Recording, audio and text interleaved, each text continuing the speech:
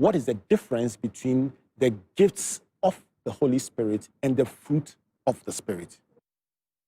Well, it looks like Jonathan asked quite a few questions. Yes, he's a regular. Yes. Well, a gift is a gift. It means that you don't earn it.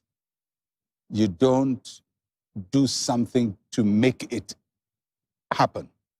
It is dashed to you, as we say it in West Africa. It's a dash, or it's given freely. But a fruit is not given freely. You know, a mango tree doesn't just get up and just one day a fruit comes up. There's a whole process. The tree must grow, it must mature, it must bear leaves, it must have flowers, and then fruits come on, and the fruit can be unripe fruit or ripe fruit. So it just shows that there are some things that the Holy Spirit gives to us freely. And then there are some things the Holy Spirit enables us to cultivate. So the fruit of the Spirit is basically character, Christian character.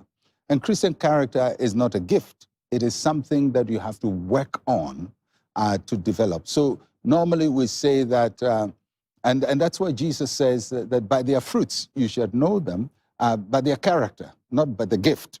A gift is not a sign of maturity, but a fruit is a sign of maturity.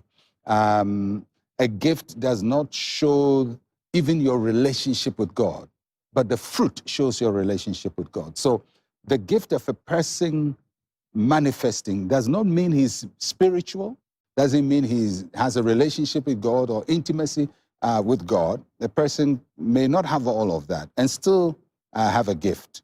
But when a person shows fruit, love, joy, peace, long-suffering, gentleness, and so on, it now shows that this person has worked on himself or herself to develop the Christian life. And I think the more gifts that God allows to operate through you, the responsibility on you will be on you to produce more fruit. And it's interesting that the gifts of the Spirit are 9, and the fruit of the Spirit is also 9.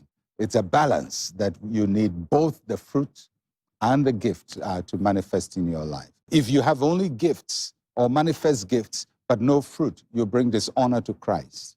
But if you have also the fruit, but no gift, then there is powerlessness in your life. So we need both manifesting and growing in our lives. Let me plaster the question that Chris Diaba sent on the fruits. He talked about responsibility. So he's asking, what seed must one sow in order to bear the fruit of the Spirit? What must we do to bear the fruit that you described? Well, the seed for the fruit of the Spirit is given to us by the Holy Spirit.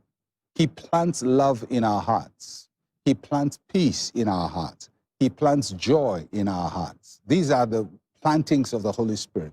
But we must grow and manifest those things. So the fact that the love of God has been shed abroad in our hearts doesn't mean we are living in love. So God can give you the seed of love, but you can be the meanest person on the whole planet. Yeah. It doesn't mean the seed of love is not there, but it means you're not manifesting it. Now, for every seed to bear fruit, the seed must break through the ground. The seed must germinate. And for the seed of God's love in us, or joy or peace in us to manifest, our flesh must be broken. Our fleshly desires, our selfish desires have to be broken so that the seed of God's love and his peace and gentleness in us will be manifested. So he is the supplier of the seed. We must nurture the seed and let it bear fruit in our lives.